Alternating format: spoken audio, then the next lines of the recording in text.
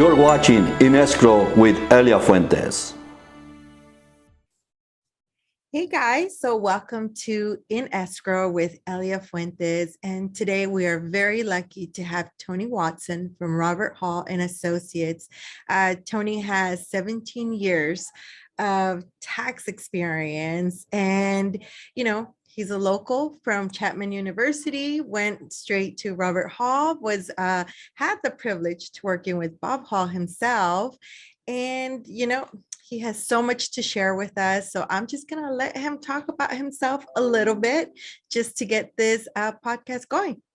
So Tony, tell us about you. Sure. So over the past 17 years, I've had the fortunate experience in my career to work not only closely with the founder of our preparation firm here in beautiful Glendale, Southern California, but I have also been able to build my own portfolio real estate wise, self-employed wise, by very much practicing what I preach. I service roughly around 1,200 tax filings per year. And as the only keynote speaker here at Robert Hall, we conduct well into the 150 plus seminar range every single year. All of our education is free. So very, very honored to be able to be here on behalf of Robert Hall and Associates today. So thank you for having me. Hey, thank you for being here. I have many questions. One of them being, okay, so I was reading your bio and it says you are federally licensed. Okay, so what is that? Aren't all tax people federally licensed? Surprisingly enough, not all tax preparers are. There are many licenses that you can carry to prepare taxes here in the U.S. Specifically here in the state of California, there's called a C-Tech certification. So that could be your neighbor preparing tax returns in their garage during tax season.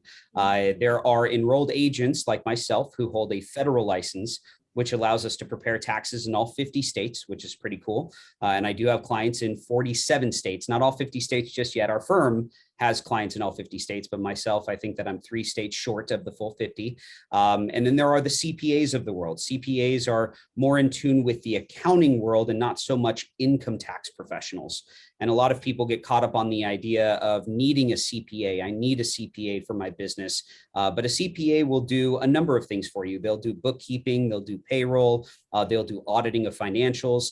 And most taxpayers don't need all of those services. Sure, CPAs can do tax returns. They can file your corporations and your personal returns each year, but they normally are not income tax professionals. They are accounting professionals. And a lot of the general public here in the US don't really understand the difference between an income tax professional and just a general accountant. So as an EA, an enrolled agent, I am a federally licensed income tax professional. So I work specifically and uniquely in the income tax realm, filing anything that gets filed with the government and the state agencies from an income tax perspective. That's awesome. So that was the other part that I liked from your bio that it said, not only will you prepare the taxes, you will advise them, you will also tell them which is the best structure. So we're going to jump right in and get into this. Okay, so if I'm a real estate professional and I am closing, making, earning in commissions, $300,000. Okay. I have my assistant. I work from my house. I pay for pretty much everything from my personal bank account. What should my structure be? Well, 99% of the time, and no joke, I don't want to say 100% because obviously that's not a legitimate number to use pretty much for anything these days, but 99% of the time, a self-employed real estate professional will structure themselves as an S corporation. The great thing about an S corporation, it can be a hybrid of the different types of entities, meaning that you could start yourself off as an LLC, but make a tax election. So alongside with your tax advisor and the advice that we give our clients, we can make a tax election to tax the LLC as an S corporation. Same with the C corporation. So even though you might have already started an LLC or maybe even started a C corporation, and now after today's short fireside chat, so to speak, realize that the S corp is the better option, we can actually file a specific form with the government to take your LLC or S or C corporation and tax it as a subchapter S corporation.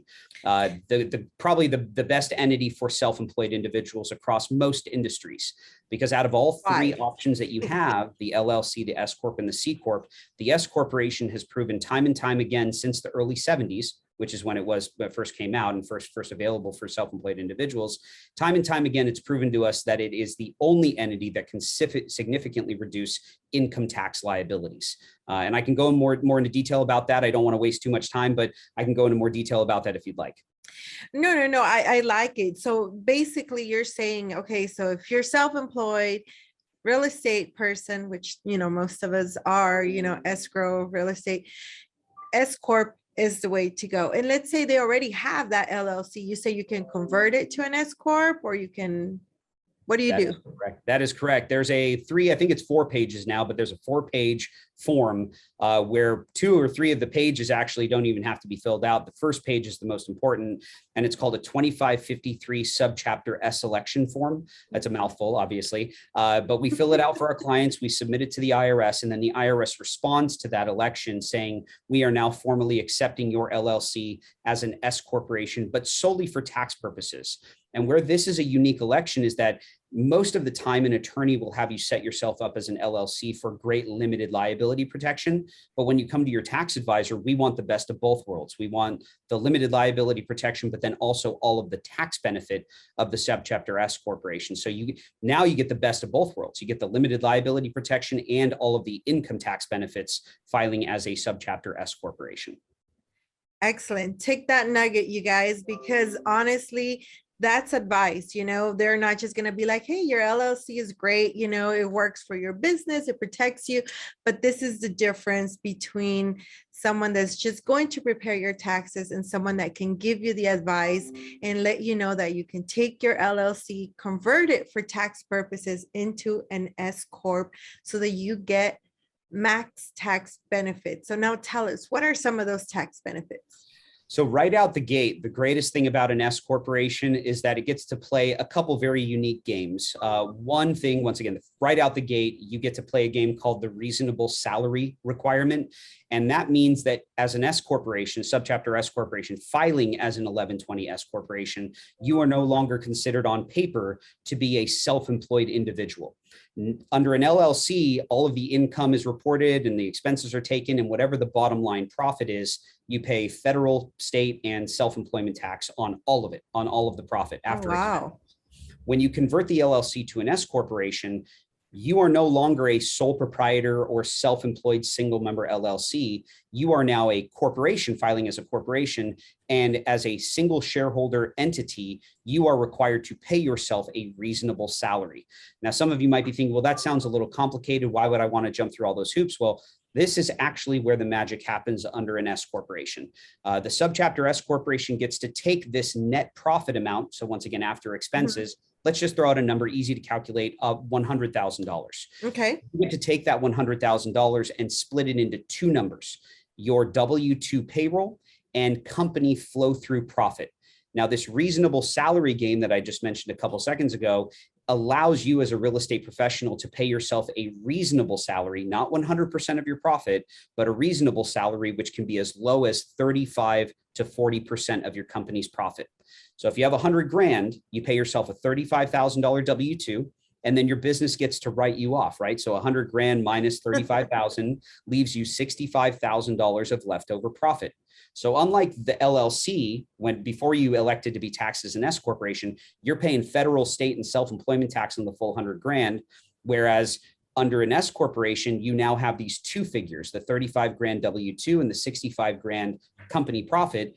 $35,000 is now subject to federal, state, and self-employment tax, but now it's known as payroll tax because it's on a W-2. And the $65,000 that's left over as flow through profit still pays federal and state income tax. But under an S corporation, it completely avoids, not evades, because tax evasion is illegal. Tax avoidance is not. Thank you for that clarification. Sure, absolutely. And tax avoidance on 65 grand of self-employment tax, because the 65 grand is only paying federal and state obligations, not Social Security, Medicare. That on 100 grand of profit, without even playing any of the other corporate games, saves you just shy of $10,000 in overall Social Security and Medicare tax. It's a major tax savings without even doing anything, just incorporating yourself and filing as an S corporation. That's a good point. So let's say right now we're in tax season, right? Let's say you watch this video and you're just like, oh my gosh, I need to do that. How long does it take to convert from an LLC to the S Corp for filing purposes? Sure. So if you already have an LLC established, it actually is a pretty smooth transition to elect S corporation status. Right now, the federal government at this moment in time, it's March 29th 29. today? Yeah. So right now, the federal government is incredibly backlogged. There are about 24 million documents behind in processing coming out of the pandemic. So the pandemic has created a lot of, backlog in the pipeline at the IRS. And so if you submit the 2553S election right now, you sign it, you send it in certified return receipt, overnight delivery, it could take anywhere from 4 to 6 weeks to process. However, there is a letter that we as accountants attach to this 2553 election that allows us to backdate the S election to January 1st of 2022. So even if they take 6 months to process something, we are making the election to backdate it to January 1st. So next year, when you file for 2022, once again, if you've already had the LLC established prior to making the election, we can actually take the full benefit in 2022 under a subchapter S corporation. So there are unique ways and unique elections for us to backdate these S elections to receive the benefit over the full 12-month period for 2022. Excellent. I mean, I think this is just, those two pieces right there can save somebody over $10,000. So it's worth the extra step, right?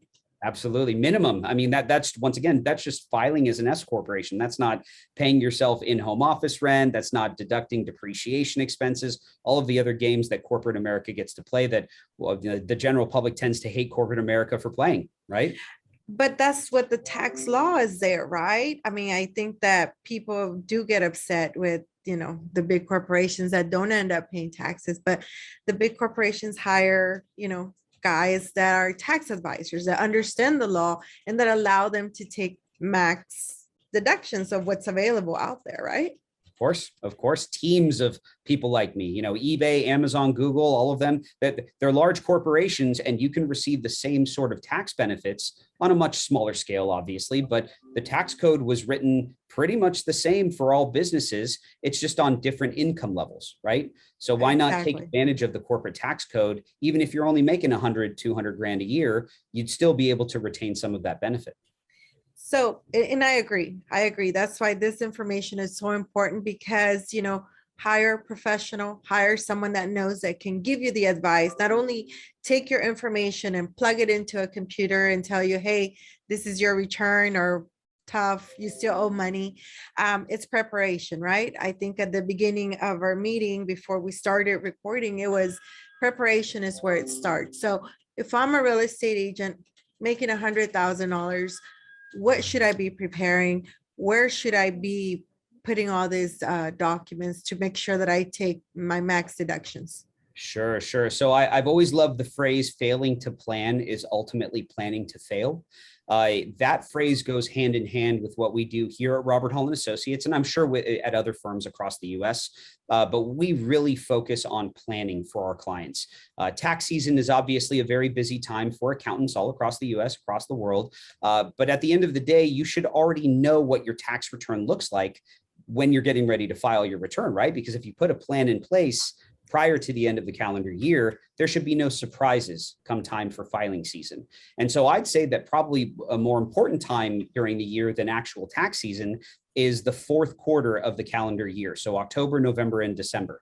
That's when we meet with, I'd say 90% of our self-employed clients, and some clients forget about the year-end planning. We try to remind them, but I know we're all busy in today's world. So it happens. Yeah, we try to get as many people in our door as possible in the fourth quarter so we can put a plan in place to enjoy the results of lower tax liabilities, right?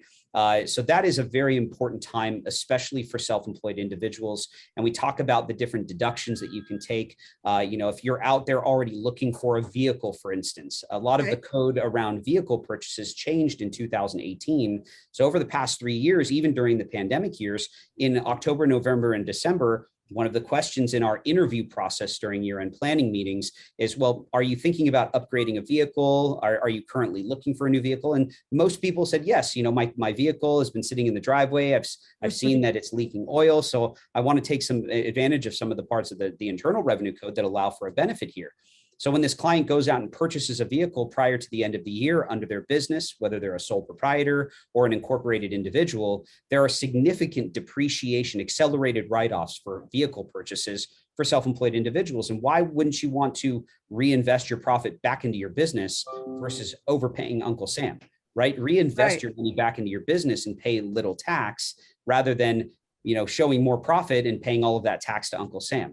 So it's all about trying to keep as much of your money as possible and not overspend with Uncle Sam in the state of California or whatever state you're filing in. Right. But one of the questions that I hear, or one of the comments that I hear from realtors is, well, my corporation is fairly new. I can't buy under the corporation, so I have to use my credit. And then now the car is under my name. So how does that work if the car is under their individual name, but now it's for the business? Sure. So I get this question a lot. And my first go-to answer is, well, let's see if you can finance it personally, but have your business as a co-signer on the purchase agreement. Not every time will that be successful. Obviously, when you walk onto a car lot, they want you to leave with a vehicle. They will do whatever they possibly can to get you in that vehicle. That's just the automotive sales industry, right? So, I'd say that 8 out of 10 times, 7 or 8 out of 10 times, a lender with a car company like BMW, if they finance it under BMW, if they finance it under Mercedes, or if they finance it under Toyota, normally they can bend the rules a little bit. If you go to your own personal bank, they probably have a form called a personal guarantee form that says, hey, we'll finance the vehicle under your business, but you have to sign a personal guarantee saying that, hey, if you default on this loan, we can come after you personally. So there are some ways to maneuver around some of those limitations, because you're absolutely right. If you incorporated this year, your company has no credit. In fact, it takes an average of 2 years for a company to even build any sort of, not even significant credit, but just a little bit of credit. So if you've already established your business over a 2 to 3 year period, you probably won't run into this issue. But if you're a brand new business, there may be some personal guarantee that you have to sign with the lender in order to put your company name on the vehicle title. If you're not able to do that, what you can do is you can pull the financing from a lender under your personal name.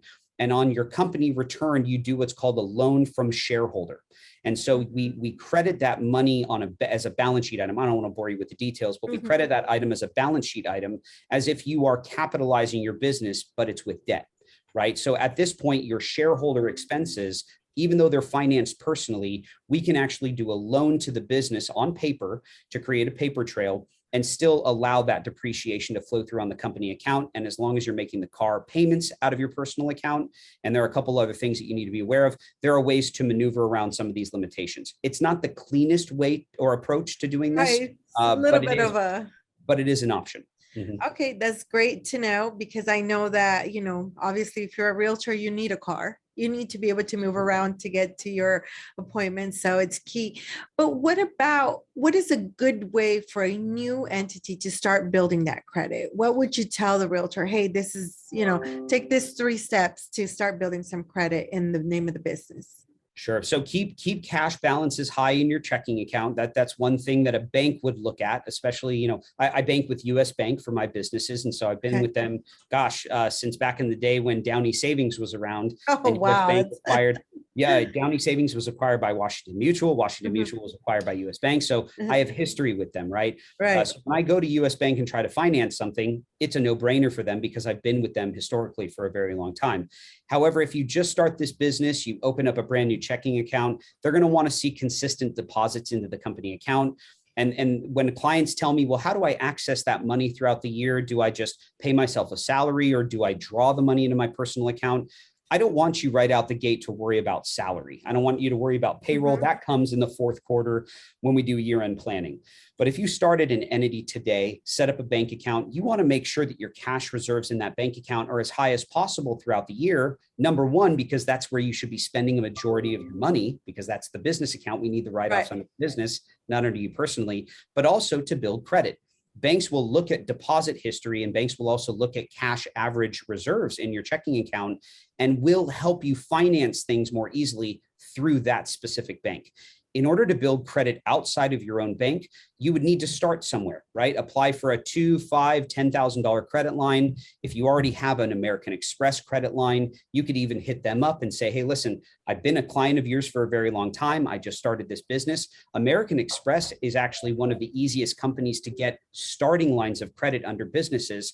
You want to make sure that your revolving balance is paid off at least above 50% so that your debt on the credit line is under 50% of the allowable debt on a month-to-month basis, and you want to make sure you're never late on a payment. Within 6 to 8 months, you might be able to build your credit quickly enough to apply for larger credit lines, but you have to reapply with credit card companies, right? So they're not just going to offer you it in most cases unless they see that your reserves in your account and you carry a very low debt, and maybe you have some other assets that you leverage, or you update your annual income figures on the credit card application or in their form. I know they asked for that a lot of times. If you continually update that, it might not take 2 years to build credit. It might take 8 to 10 months. I've seen it before. Some of these clients have large deposits into their real estate syndication funds, or local realtors here in the LA area that own millions of dollars in real estate, as well as selling real estate for commission income purposes. So there are creative ways to expedite the building of credit, but it really all depends on what position you individually are in. I'm not going to say it's easy for everybody, but it is possible. Right. Absolutely. Absolutely. And I think that's a key component for people to understand that just like you build credit personally, the business also as a separate entity, you also need to treat it that way, and you need to start applying for credit. So thank you for that. So if we're meeting in the fourth quarter, what are some things that you're asking your clients for? What should they be keeping track of throughout the year? Sure. To not be surprised. Aside from what are their holiday plans, that's always the initial conversation where it starts. But I call it the interview process, and all of our senior accountants here at Robert Hall, they do this they take a very similar approach. And I have to interview my clients because a lot of people, including myself, I don't remember what I bought last January. I have to go back to my credit card statements and my bank statements to figure out what I purchased last year, especially because it was a pandemic year, right? I mean, it seemed like Groundhog's Day for 2 years running. And so honestly, I have to look, yes. right? Absolutely. Absolutely. So if I don't have formal bookkeeping in place, which I do, but some clients don't, I would have to go back and analyze my credit card statements, my debit card statements over a 12-month period. But fast forward to 2022, we have more, smart applications and software programs at our fingertips that we can utilize than ever before in the history of business, right? There is a very unique account or a very unique software program called Mint. And I don't know if everybody's heard of it, but mint.com is now owned by Intuit. Yeah, perfect. I'm a user. I look at it almost every day to see where I'm at. I love Mint, and just a history of Mint. 11 or 12 years ago, maybe a little bit longer, Intuit acquired Mint, not because they thought it was a great name for a company. They bought the intellectual property rights to the algorithm that Mint uses in their online software program. And their algorithm, if you attach your debit card statements, your credit card statements to Mint, every month, as you're swiping your card, as you're cutting checks, as you're paying money out of the account, Mint will learn your spending habits and create a trend analysis, which is a profit and loss statement. It's essentially a pie chart of what you spent your money on. So auto and travel, home deductions, medical. And so it does your bookkeeping for you. And now QuickBooks, which is also owned by Intuit, QuickBooks uses the same algorithm that Mint does. So there are programs out there where if you don't want to spend the time doing your own bookkeeping, or you don't want to hire a bookkeeper because you feel like there really isn't that much to organize, you're going to spend hundreds, if not thousands of dollars, doing bookkeeping on bookkeeping fees. Mint is a very user-friendly, very cheap, in some aspects, it could even be free for you, very easy way to organize your information. You go and you spend your money at a gas station, it's going to drop that expense into auto and truck. You go and you spend your money at a Best Buy or at a Staples, it's going to allocate it to office supplies. So it does a majority of the bookkeeping for you. And it's all not AI, it's not artificial intelligence. It's just an algorithm. It's just behavior. Yeah. Correct. It's behavior. Yeah. It's analyzing behavior. So if you are fearful of bookkeeping, if you just feel like you don't have time to do that, utilize these programs. It will save you so much time and hassle. My greatest fear as a tax advisor, and I'm okay with people estimating on some numbers, but my greatest fear is that they're underestimating, right? Mm-hmm. If I ask you what you bought in 2021 and you say $5,000 when you actually had $8-9 in purchases, we're shorting you on the deduction side.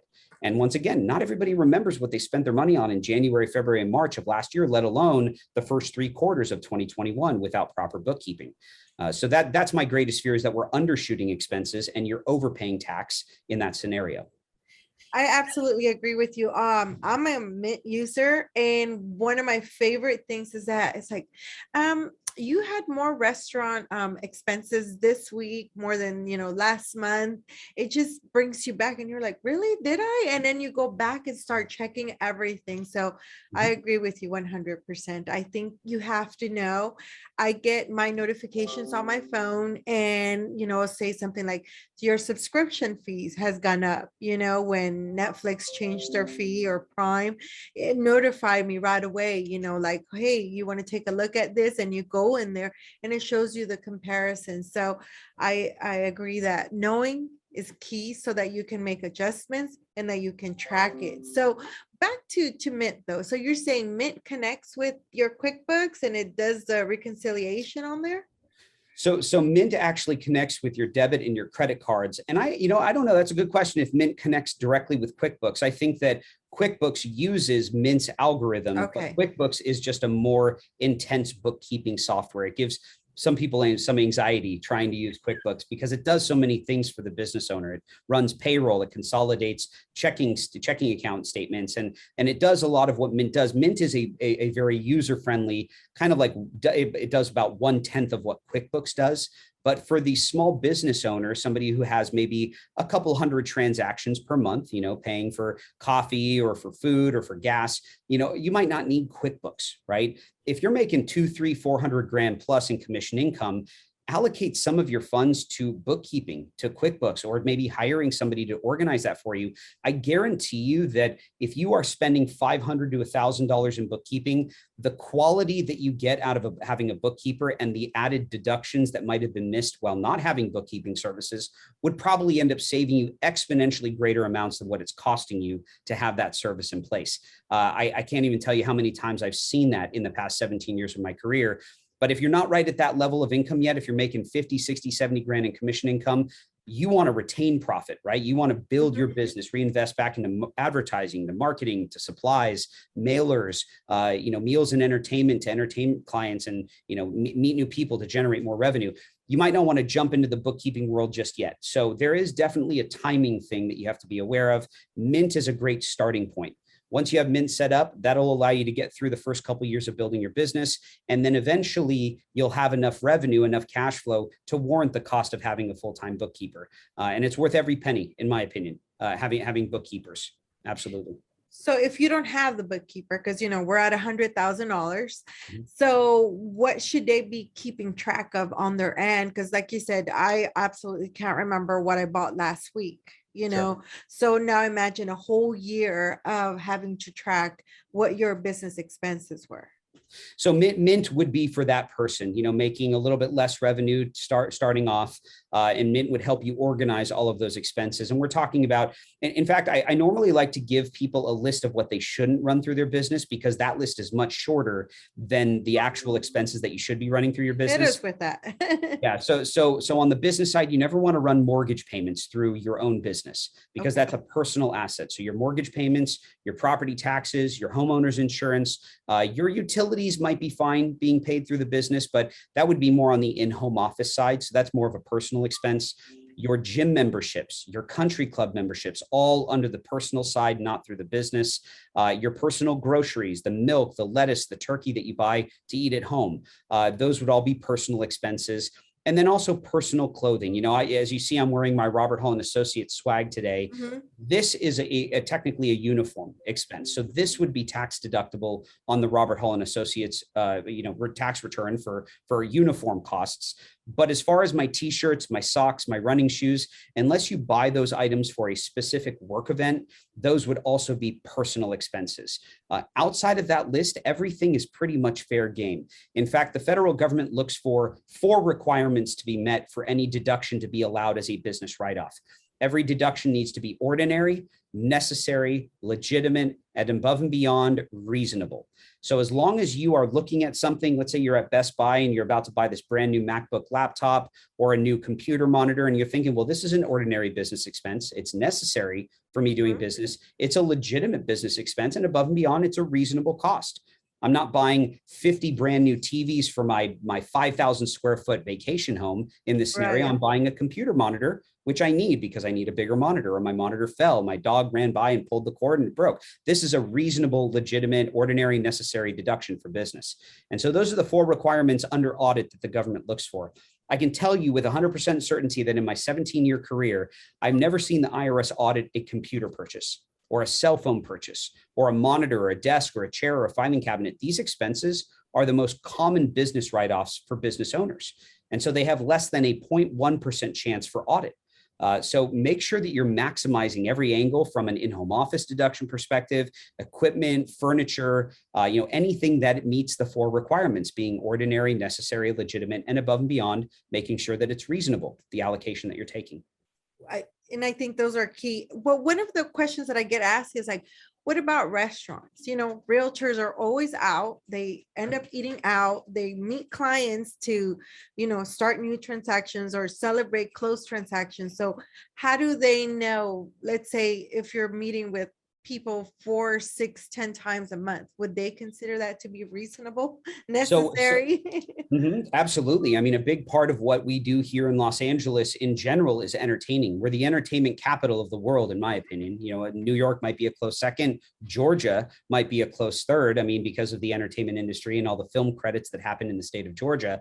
But here in the state of California, we're Hollywood. I mean, that's what the rest of the world thinks of us. And fortunately for us, Honestly, that's actually pretty darn true. Yeah. We love entertaining. We love shaking hands. We love getting business done, whether it's whether it's on the golf course or at a fine dining restaurant in downtown LA or in Hollywood, wherever you're entertaining. This is a legitimate business write-off, especially because of the revenue, the level of revenue that we generate for ourselves here in the state of California. If you're a realtor in Birmingham, Alabama, you're not selling $20 million Hollywood Hill homes. Right? You're selling in the $200,000, $300,000, $400,000, $500,000 range. I'm sure there's beautiful homes out there, but it's not compared to the Los Angeles real estate market. And the federal government does actually look at geographical areas when they look at levels of expenses. One thing I do want to mention coming out of the CARES Act and the pandemic is that the federal government prior to the pandemic limited meals and entertainment to only 50% deductibility, meaning if you spent $10,000 entertaining and taking clients out to meals, you were only allowed a $5,000 write-off. That was prior to the pandemic. Starting in 2021, meals, not entertainment, but meals is now 100% tax deductible because the government wants you out spending your money at restaurants, salons, personal service industries. They were the ones hit the worst by the pandemic. A lot of businesses didn't make it through the pandemic, even with all the PPP loans and the EIDL loans and all of the support that the government gave to us. A lot of businesses didn't end up making it. And so the federal government said, hey, starting in 2021, we're going to make meals 100% tax deductible. So is it a high audit risk item? Probably no higher than, than travel or than cell phone or than entertainment. I mean, these are deductions that naturally will have a higher risk for audit. But when you talk about a higher risk for audit, it's still less than 2%. If you're making $100,000 of income and you're spending 60 grand on meals, different story, right? Because it's an ordinary deduction. It's necessary and it's a legitimate write-off, but above and beyond, is it reasonable? Why are you spending 60% of your gross income on meals? They're going to want to question that, make sure that it's legitimate write-off, right? But meals, don't ever be afraid to take it, especially because it's 100% tax deductible, as long as you feel like this is an ordinary, necessary, and legitimate expense. And always remember that as a self-employed individual, you're always working, right? So I've seen realtors in line at Starbucks pitching deals to people in line that they don't even know. So I know for a fact realtors are always working Monday through Sunday. And if you're not working, you're not getting paid. So. It's so funny because, my husband's a broker and we go random, we're just walking our dog and then somebody will start talking to us. Right away, it turns on and he's like, oh yeah, I'm a broker, blah, blah, blah. And I'm just like, we're walking the dog, but it just turns on. So I'm just like, well, there's a business walk right there. ABC, always be closing, always remember that. That's the self-employed motto. So that is, what? And I've been working on that on my end, because as escrow, we sit behind the desk. We rarely get to go out and actually talk to people. Most of the time we're on our phone, texting or email. And now it's like, okay, going out to meet clients, getting out there to have those meals. It's been 2 years. So I'm definitely looking forward to getting out there. Absolutely. Absolutely. Normality, some sort of normality, whatever that Some new sort of, norm is. exactly. We don't know what that is yet. I still have my mask here, so it's Of still course. ongoing on our end. Okay, so back to the tax world. So now we have the meals, but what about the office space? So you said you can't pay your mortgage through that because that's personal, but how do they allocate that portion of their office without setting up triggers and Mhm. So always remember that, like I mentioned, it has to be ordinary, necessary, legitimate, and above and beyond reasonable. I'm sure that you've all heard that the in-home office deduction, which is a specific form called the in-home office expense form, has one of the highest risks for audit. And I'm telling you right now that it's not the form itself that gets people audited. It's the allocation of square footage they are using to create the deduction, meaning that the form itself is a legitimate write-off. I mean, the government wouldn't have a 4 or 5 page part of the Internal Revenue Code specifically dedicated to in-home office deductions if it wasn't a legitimate and an ordinary business expense. So it meets the first 3 requirements. It's ordinary, necessary, and legitimate, but above and beyond, you have to make sure that your square footage allocation is reasonable. I'll give you an example. Let's say that you just bought this beautiful home in Silver Lake and it's 1,200 square feet and you bought it for $8 million or whatever 1,200 square feet properties are. literally, Yeah. yeah. So let's say you own 1,200 square feet and let's say that you say 200 square feet of the 1,200 square feet is your office space. Okay, 200 square feet ratio wise compared to 1,200 square feet, that's a pretty sizable percentage of your overall square footage. But 200 square feet is a reasonable allocation for office space. Well, let's say that you're a preparer or that you've read an article saying that everybody should be using 25% of their home as office space. Well, if you live in the valley, let's say, and you have a 4,000 square foot home and you go off that 25% allocation, 25% of 1,200 square feet is a reasonable square footage for office space. 25% of 4,000 square feet is not so reasonable for an in-home office, even though it might be true. And if it is true, I don't want you to be afraid of writing it off. At the end of the day, if it's a legitimate, 1,000 square foot office where you're using, then you take it. And your tax advisor is the one that represents you under audit. It's not you going to the IRS and representing yourself. It's your tax advisor. So if we feel like this is legitimate, 1,000 square feet, including garage for storage, the nearest restroom because you can include that as part of the office space, and then the office location inside of the house altogether, maybe even an ADU unit in the back that you're using for office space, it might actually be 1,000 square feet out of 4,000 square feet. It's not very common that is the case. So once again, that could increase the risk for audit slightly, but if it's true, let your accountant go to bat for you. Let us represent you under audit because that's what we do. That's, aside from us preparing your taxes, that's what an enrolled agent does. They represent you in front of the Internal Revenue Service under audit. So with the allocation, that's what really throws up the red flags. And in most cases, people will say, okay, well, maybe 1,000 square feet is a little bit aggressive. Maybe it's more like 400 square feet, which is a pretty good size office, but it's more of a reasonable allocation. Now that's for a sole proprietor or a single member LLC. You file this in-home office expense form. When you incorporate yourself as a subchapter S corporation or you convert your LLC to an S Corp, you actually now have a contractual agreement with your corporation to rent out space inside of your house to your corporation. So instead of filing this highly audited in-home office form deduction form, you are actually filing a Schedule E rental investment form, and your corporation is paying you monthly rent to rent out the room inside of your house as office space. So now no longer do you file this 75% chance of audit risk form. You file a Schedule E, which has less than a 1% chance for audit because it shows up as a rental investment. And so this is a beautiful part of why the S corporation works its magic and shows you kind of how it works its magic. Aside from the reasonable salary requirement, the corporation is now paying you, let's say, $1,000 a month, $1,000 a month for rent, for office rent. That's a $12,000 rent deduction through your corporation. You include it as income on your personal return, but then you wipe out the 12 grand with office improvements, office furniture, depreciation, portions of your mortgage interest, your property taxes, your HOA dues, your homeowner's insurance, all of the above. And all of a sudden 12 grand disappeared into thin air. But that is one of the benefits. But what also happens when you convert self-employed business income into rental income? if you are removing 12 grand from the corporation and moving it over as rental income onto the personal return, you are also reducing your self-employed tax obligation through the corporation. Because remember that the further you reduce your company profit by 12 grand, let's say, you are avoiding having to pay yourself a reasonable salary on 12 grand of your self-employed income, which not only avoids federal and state tax on 12 grand, but it also avoids Social Security and Medicare tax on 12 grand as well. Once again, this is the reason why people hate corporate America. They don't understand how it all works.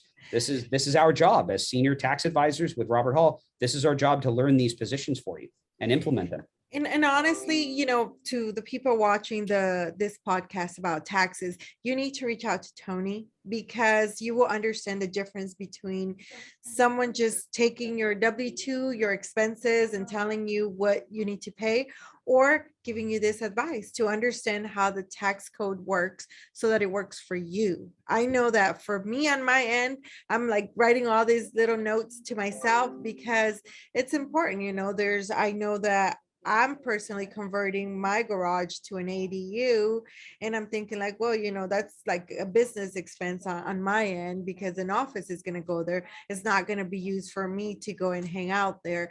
So knowing how to structure, how to make sure that I get my deductions, that I claim all those expenses is key. So you need to reach out to Tony. All right, Tony, let's keep going. Give us 2 more nuggets so that we can wrap this one up. Oh gosh, so one thing coming out of the 2018 2018 tax reform bill is something called QBI. QBI stands for Qualified Business Income Deduction, and it is probably, in my opinion, over the 17 years that I've worked here, it is probably one of the most beneficial tax code changes that we've seen since probably 1962, when the real estate professional activities came about. In 2018, the tax reform bill created this 20% net revenue tax credit. I'll call it a credit, but it's actually a tax deduction, which means that if you are single, married, filing joint, head of household, married, filing separate, if your income is below a certain threshold and you have self-employed income, either as a real estate commission earner, a rental property flipper, a wholesaler, or just a long-term rental investor, the first 20% of your self-employed income or cash flow from real estate investments is tax-free. Okay, so the threshold for married filing joint is $326,100. It might have changed for 2022 already, but about $300. Let's just call it $330,000. As long as your taxable income is below 330 grand, roughly, the first 20% of your real estate cash flow and the first 20% of your self-employed income is federally tax-free. California doesn't conform to this, but this qualified business income deduction allows for a major adjustment to bottom line. People have become not complacent, but they've become used to getting this benefit. And if it does end up going away in future years, so far we haven't heard anything for 2022 about it going away. So I think it's safe for now. But if that ever goes away, that adds, for some individuals, 20, 30, 40, 50, 60 plus grand of income back onto their return, and then becomes taxable income. So we need to make sure that you understand some of these major benefits and that your preparers aren't suppressing this benefit simply because they don't understand that part of the Internal Revenue Code.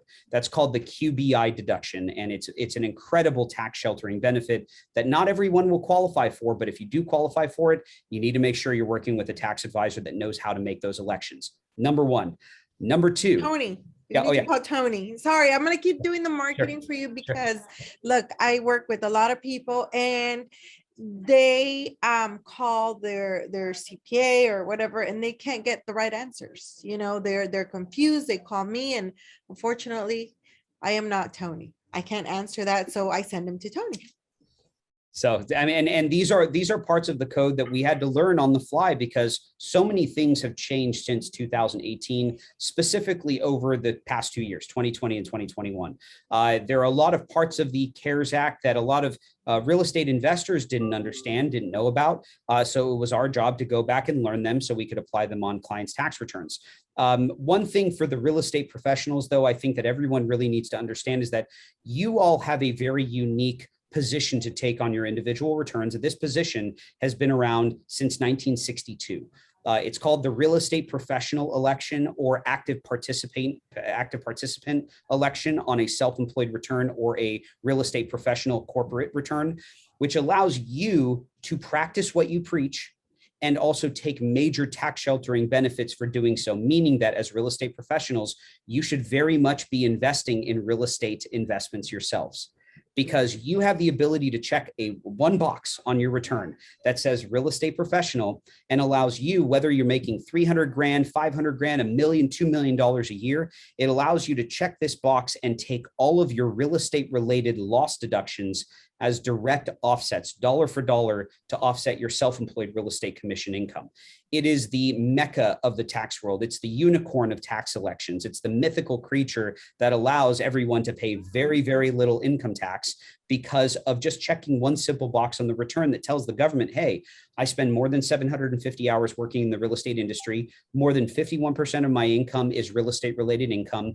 And I do not have management companies managing my real estate investments. I manage them myself, or a spouse helps me manage it, right? So there could be a number of elections, but simply by checking this box, it could mean saving tens of thousands, if not hundreds of thousands of dollars in income tax. And this election has been around since the early 60s, and it isn't on the chopping block. I know that the Biden administration hasn't released their tax code for 2022 just yet. As of today, March 29th, we still don't have it. But I do know that they are going to be focusing on these elections in a little bit under a thicker microscope, because people have thought it was kind of the Wild West over the past couple of years, thinking that checking boxes to reduce liability, that was the right thing to do, when that is not the case. But I do know that if you are a licensed real estate professional, 99.9% of the time, when you make that election, you truly are a real estate professional, unless you work for Google making $1 million and you just happen to sell real estate on the side. That might not work out for the election. But if you are 100% real estate income oriented, you better be checking that box, because that once again, it opens up Pandora's box, but in a good way. Okay, that's the best way I can describe it. But have this conversation with your tax advisor during your planning sessions to make sure that you meet the requirements to make that election. Number one. Number two, that you're going to benefit from those elections. That's probably the single best advice I could give to a digital room full of real estate professionals. I know. So, wow, just checking that little box and understanding whether you qualify for that or not, it's important, because you heard it. Could save you hundreds of thousands of dollars. Now, let me ask you this. Okay, so let's say you mark that little box. Would be the same as like head of household? No. So the filing statuses are married filing joint, married filing separate, single, and head of household. That's how you file your general return. All of the forms are included on a filing status, either married filing joint, married filing separate, single, or head of household. The real estate professional box is actually on your Schedule C. If you're a sole proprietor or a single member LLC, there's a box on that Schedule C that says real estate professional. And then if you're filing as an entity, there is a similar box, at least in our software program. It might look different in TurboTax or in Oracle, which is another tax software program. Most industry professionals use LaCert, which is the program that we use. And there is a box on all of the real estate related forms that says real estate professional and or non-passive activity. And what that tells the government is that you specifically, out of all the people in the world investing in real estate, selling real estate, making commission income, you are making the election to not see any limitation on any of your real estate related loss deductions. And this would be, let me give you an example. Let's say that you're a realtor and your profit after expenses on the commission side is 200 grand. And you're going out and you're gobbling up real estate investments. You've got some long-term investments, you've got some Airbnb investments. And because of mortgage interest, property taxes, insurance improvements, and depreciation, let's say that all of your real estate related investments on paper are showing, let's say, 100 grand in losses. That's not what you're actually losing in reality, but that's after all expenses, improvements, maybe some vacancies throughout the year, or maybe somebody has avoided paying you rent during the pandemic. So obviously the loss is going to be much greater. When you check that real estate professional box, your 200 grand of commission income profit is then offset dollar for dollar by the $100,000 real estate related loss. So you are no longer paying federal and state tax on 200 grand. You're paying it only on the $100,000 that's left over. Now, why is that unique? Why is this important? Is because as a tax professional, not a real estate professional, I probably should make the election, but I'm not, 51% of my income comes from tax preparation investments, not my real estate investment portfolio. So I can't make that election legitimately on my return. So if I have 100 grand loss and I'm making 200 grand of income as a tax professional, I am not allowed any of that loss without checking that box, because my AGI, my adjusted gross income, is above $150,000, which is the phase out for non-real estate professionals to be allowed their real estate related losses.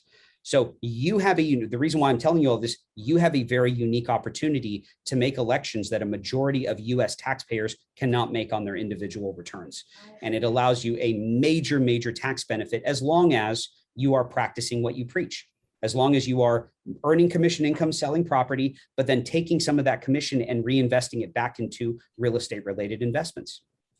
And you know what? I mean, it seems, I can see how this can go over and go like, okay, this little box, and what is it going to do? Well, the difference is that if you're a regular person that's not in real estate and you do happen to have a loss that big, by owning your real estate, investing into your real estate, that becomes depreciated over time versus being able to take that deduction right there and then for the year, right? Am I Correct. right? So it's not that you would lose the loss. Like in my scenario, if I'm showing losses through my real estate investment properties and I'm not checking that box, I don't lose the loss. It becomes something called an unallowed passive loss carry forward, and it carries forward to future years until one, my income drops below the phase out threshold of 150 grand, or I quit my job and I become a real estate professional and I check that box, and then all of a sudden the losses become tax deductible for me. So two major life events have to happen, right? I have to either leave my career or I have to have significantly less revenue to qualify for being allowed that real estate loss deduction. Wow. So I don't lose it, I just don't use it. Exactly. You don't get the benefit of offsetting some of that income, that gain that you had for that year. Whereas a real estate professional, by checking that box, you get to take that huge benefit right there and then by doing that, right? Correct. All right. So what do you want to leave us with? Because honestly, if you guys are still processing that QBI, And it's not a new variant of COVID or anything. QBI is not a new variant of COVID. QBI, qualified business income deduction. It's an incredible benefit. And I just want to make sure over the past 3 years, in every webinar I've ever given over the past 3 years since QBI has been available, I've really been hounding people to look back at their prior year tax returns to make sure that their tax advisor applied for that QBI deduction benefit. So just keep that in mind. Thank you. And I appreciate that. And look, when you guys go to hire a professional, I always say, look, people can charge you up front. People can tell you they're the best, but the best people you will find are the ones that are devoted, passionate about their career, and they definitely want to share that information so that you find value in their services, so that you make them your lifetime partner to understand the code, the tax code that is very, very complicated for a lot of us to understand. But there's, lucky for us, tax professionals, they take their time to read that very boring code on my end, to help me retain most of my income so that I can reinvest it in other things that will allow me to build wealth. Tony Watson's one of them. Robert Hall and Associates, reach out to them. You want to make sure that you know what the tax code is so that you end up keeping most of your hard-earned money. All those commissions get reinvested. So Tony, give us some closing remarks. Always remember that planning is key. I mentioned earlier, failing to plan is planning to fail. One of the most important things in our industry is setting yourself up for success. And if you don't like the results every year when you file your return, maybe that is a key part in your business plan or business operation that's missing. So set aside some time prior to the end of the calendar year to connect with your tax advisor, to map out strategies, implement those strategies, give yourself enough time right? Don't meet with your tax advisor on December 30th, right? Because then you only have a day to implement them.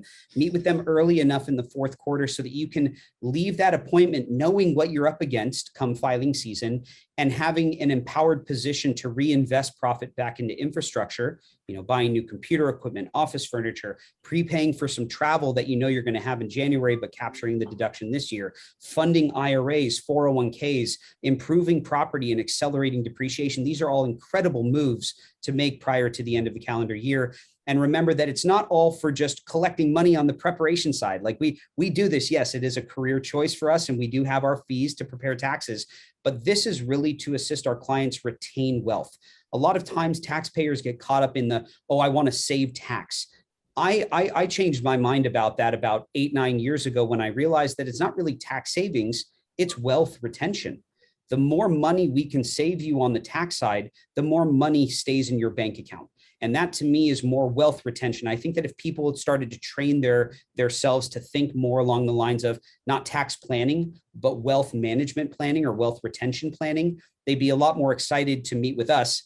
Not comparing us to dentists 90% of the time, where no one likes to go into the dentist. I mean, I actually do. I love my dentist, but at the end of the day, you should set apart some time to plan with us so that we win on the tax return, right? We enjoy the results and there are no surprises. So failing to plan is ultimately planning to fail. Let's put a plan in place to achieve those results you're looking for and keep more money in your pocket.